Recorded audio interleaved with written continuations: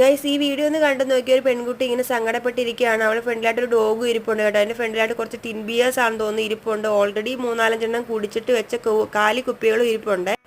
വീണ്ടും അവൾ കുടിക്കാൻ പോകുമ്പോഴത്തേക്ക് ആ പട്ടി തടയുന്നുണ്ട്. വേണ്ട, ഒത്തിരി കുടിച്ചെന്നുള്ള രീതിയിലാന്ന് തോന്നുന്നത്, തടയുന്നുണ്ട്. എങ്കിലും അത് കൂട്ടാക്കാതെ ആ പെൺകുട്ടി വീണ്ടും അത് കുടിക്കാൻ തുടങ്ങുകയാണേ.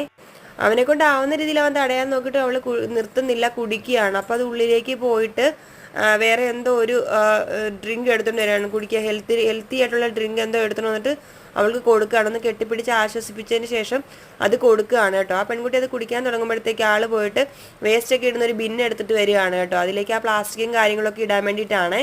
അപ്പോൾ ഓൾറെഡി അവൾ ആ സ്ട്രോയുടെ പ്ലാസ്റ്റിക്കും കാര്യങ്ങളൊക്കെ അതിലേക്ക് ഇടുന്നുണ്ട്.